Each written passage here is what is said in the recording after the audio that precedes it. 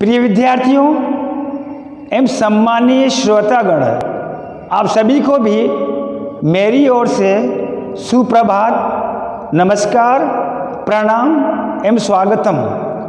BSc भाग द्वितीय के समस्त विद्यार्थियों का आज के व्याख्यान प्रस्तुतिकरण में हार्दिक अभिनंदन।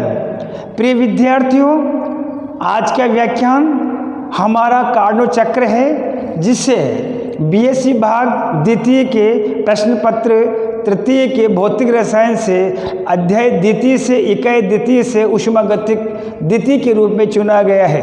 प्रिय विद्यार्थियों, कार्नो चक्र जो आज का हमारा शीर्षक है, विगत व्याख्यानों में हमने कार्नो चक्र से संबंधित विभिन्न प्रकार की वैज्ञानिक अभिधारणाएं, सिद्धांत, प्रमुख अभिगृहित हमने प्रस्तुत किए थे, प्रतिपादित किए थे। इसके विभिन्न अभिगृहितों पदों के बारे में विस्तार से आत्ममंथन किया था, चिंतन किया था। संक्षिप्त में विगत व्याख्यानों को आज मैं फिर दोहरा देना चाहता हूं, जिसमें कार्नो चक्र जो है, संपूर्ण कार्नो चक्र जो है श्याम पट्ट पर जो है दर्शाया गया है, आरेखित किया गया है। 4 पद आपस में मिलकर के एक संपूर्ण कार्नो चक्र का निर्माण करते हैं, जिसमें ए से लेकर बी तक जो है समतापीय प्रसार पद को दर्शाता है, बी से लेकर सी तक जो है रुद्धोष्ण प्रसार पद को या प्रक्रम को दर्शाता है, सी से लेकर डी तक जो है समतापीय जो है संपीड़न प्रक्रम को दर्शाता है, और डी से लेकर ए तक जो रुद्धोष्ण संपीड़न को दर्शाता है।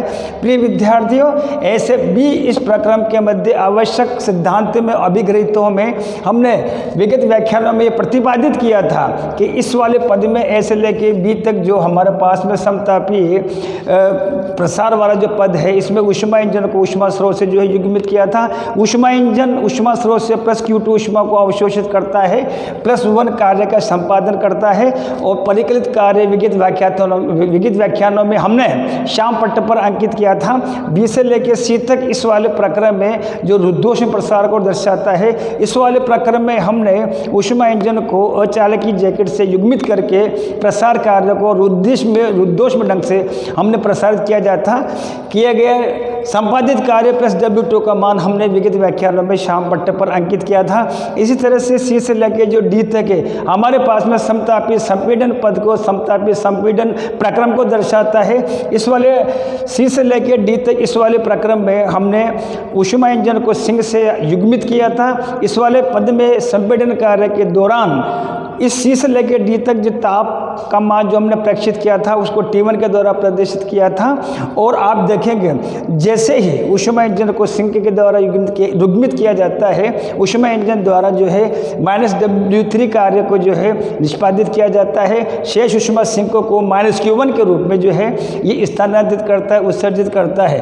डी से लेकर ए तक इस वाले पद में आप देखेंगे रुद्धोष्ण संपीड़न को दर्शाता है।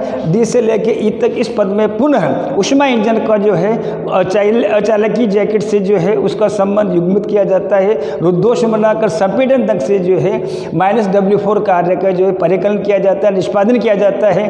विगत व्याख्यानों में हमने -W1 का मान भी जो है परिकलित किया था। इस प्रकार संपूर्ण कार्नो चक्र ABCD में संबंधित पदों के द्वारा, संबंधित प्रक्रमों के द्वारा, संबंधित कार्य +W1 +W2 -W3 -W4 को जो है हमने विगत व्याख्यानों में जो है परिकलित किया था। हम आपको ये भी बता दें, कार्नो चक्र में A, B, C, D बिंदु पर आयतन जो हमने प्रक्षित किया था V1, V2, V3 और V4 के द्वारा प्रक्षित किया था। प्रिय विद्यार्थियों, समीकरण नंबर जो है यहाँ तक हमने समीकरण नंबर 11 तक जो है हमने कुल कार्य का मान परिकलित किया था, और कुल कार्य का मान परिकल करने के पश्चात हमारे पास में W बराबर RT2 ln V2 upon V1 minus RT1 ln V3 upon V4 के आया था।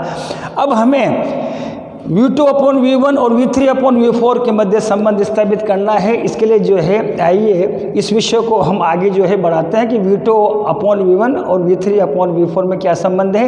इसके लिए हम जो है B से लेकर C तक जो है आप देखेंगे रुद्धोष्ण में प्रसार वाला जो है पहला पद देते हैं। बिंदु B पर तापमान T2 है, आयतन का मान V2 है। बिंदु C पर आयतन का मान V3 है, आप देखेंगे ताप का मान T1 है। इसी धारणा को, इसी प्रमुख अभिगृहित को हम श्याम पट्ट पर अंकित करके समीकरण number 2 T2 V2 gamma minus 1 बराबर T1 V3 गामा माइनस 1 के रूप में दिया जाता है, जहाँ पर गामा जो है ऊष्माधारिताओं के अनुपात को दर्शाता है। अगले वाला आप देखेंगे ठीक इसका व्युत्क्रम रुद्धोष्म संपीड़न D से लेके ये तक दर्शाता है। बिंदु D पर आप देखेंगे तापमान का मान T1 है, आयतन का मान V4 है। इसी तरह से बिंदु ए पर देखेंगे आयतन का मान V1 है और तापमान का मान T2 है। इसी अभिग्रहित को हम यहाँ पर जो है आरोपित करते हैं और आरोपित करने पर पक्षों का जो है स्थानांतरण करने पर हमें जो है सटीक जो गणितीय राशि प्राप्ति होती है ताप की और आयतन की T2 V1 गामा माइनस 1 बराबर T1 V4 गामा माइनस 1 समीकरण नंबर 13 इसको हम जो है चिन्हित करते हैं। इसके बाद में समीकरण नंबर 13 चिन्हित करने के पश्चात में 12 में जो है अगले वाले जो पद में 13 का भाग देते हैं, T2 से T2 निरस्त होगा, T1 से T1 निरस्त होगा। शेष जो हमारे पास में राशि है आयतन से जुड़ी हुई है, V2/V1 गामा माइनस 1 बराबर V3/V4 gamma minus 1। Gamma minus 1 से जो है गामा माइनस 1 कैंसिल हो जाएगा, V2/V1 बराबर V3/V4 के। प्रिय विद्यार्थियों, अंतिम में जो हमारे पास में जो संबंध आता है कि समीकरण नंबर 11 में जो है V2/V1 बराबर V3/V4 के होता है। आने वाले व्याख्यानों में हम V2/V1 बराबर जो है V3/V4 जो है अंकित करके प्रतिस्थापित करके कार्नोट चक्र में कुल कार्य की उत्पत्ति का सूत्र आगामी व्याख्यानों में हम जो है परिकलित करेंगे, उसका अवलोकन करेंगे, उस पर मंथन करेंगे और संबंधित कार्नोट चक्र की आने वाले व्याख्यानों में हम ऊष्माधारिता का मान भी परिकलित करेंगे। आप सभी को बहुत बहुत धन्यवाद, कोटि कोटि धन्यवाद, आभार।